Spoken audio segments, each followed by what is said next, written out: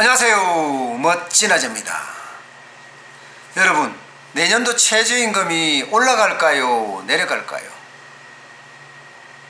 글쎄요, 내려가는 거는 상상도 못하겠지요.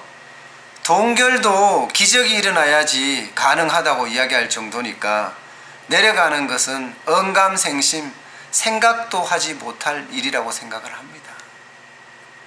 그런데 최근에 최저임금에 대한 속도 조절에 대한 이야기들이 계속 나오고 있습니다. 문재인 대통령도 속도에 얽매여서는 안 된다 하고 이야기를 했어요. 최저임금 만원 가는 거 말입니다. 그러니까 뭔가 속도 조절이 있을 것이다 이렇게 예상되는 부분들이 많지요. 사실 정부는 그동안 최저임금 결정 구조를 이원화하기 위해서 개편을 서둘러 왔습니다. 구간설정위원회하고 결정위원회 이렇게 이원화 말입니다. 그런데 이거 안 됐어요. 국회가 파행을 하고 있는데 이게 입법화 될 리가 만무하죠. 그러니까 예전에 했던 것으로 가겠다.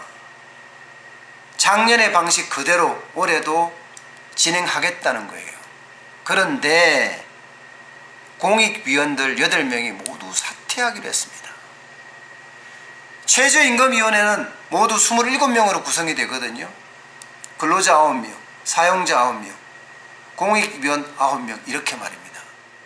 그 중에 고용부에 소속된 국장만 빼고 나머지 8명 공익위원이 사퇴하기로 했다니까요. 명분도 좋았습니다. 최저임금 결정 구조가 이원화되고 개편이 되니 공익위원들은 사퇴를 하겠다 이렇게 말입니다. 사실 공익위원들은 부담을 굉장히 많이 가졌거든요. 작년에 최저임금이 16.4% 올랐습니다. 올해 10.9%나 올랐어요. 그러니까 최저임금에 대한 부작용에 대한 이야기는 없고 잘못됐다는 이야기만 계속 나오니까 그게 비난으로 바뀌니까 부담이 됐겠죠. 그래서 사퇴를 하는 것은 변함이 없다 하고 거듭 말을 한 겁니다. 자, 이러면 과연 최저임금의 속도 조절이 가능할까요? 가능해 보이지요. 왜냐하면 공익위원은 전적으로 대통령이 임명을 하니까 대통령의 뜻에 따라서 변할 수 있으니까 아마 공익위원들이 그 뜻을 받아들일 수도 있겠지요. 그런데 문제는요, 여기서 끝나지 않습니다. 지금 근로자 쪽에서는요 19.8%, 20% 가까이 요구하고 있습니다. 사용자 쪽에서는 동결이죠. 당연히 이렇게 되면요 갈등의 폭은 커지고 또 싸움은 일어날 수밖에 없는 그런 구조가 될 수밖에 없는 상황이에요. 작년처럼 사용자 위원이 전원 퇴장하는 그런 사태도 벌어질 가능성이 굉장히 큽니다.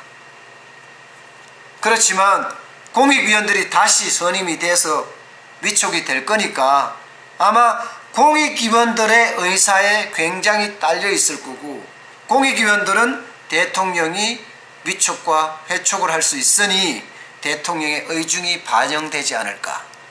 그러면 지난 2월에 문재인 대통령은 자영업자들을 만났을 때 최저임금이 인상되는 방향이 맞다고 이야기를 했어요. 동결은 없다는 그런 추측도 가능하죠. 적어도 한 자릿수, 아주 그것도 낮은 한 자릿수가 인상될 가능성이 굉장히 큽니다.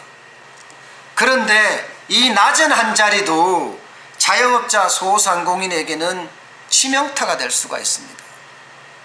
지금까지 계속 올라왔잖아요. 여기에 또 낮은 한 자리가 더 올라가게 되니까 어렵게 된다는 뜻이지요. 어디 자영업자 뿐이겠습니까? 중소기업은요, 중견기업은요 마찬가지예요. 지금도 너무 많은 비용 때문에 견디기를 힘들어 하는데 여기에 낮은 한 자리지만 또 한 번의 인상이 있으면 기업의 경쟁력은 무너질 거라고 보는 거예요. 중소기업은 그만큼 취약하거든요. 지금 최저임금은요, 이미 자영업자를 파국으로 이끌고 있고요, 중소기업을 무너뜨리고 있습니다. 그런데 또 올라간다니요. 참 답답할 노릇입니다. 오늘 여기까지 하겠습니다. 고맙습니다.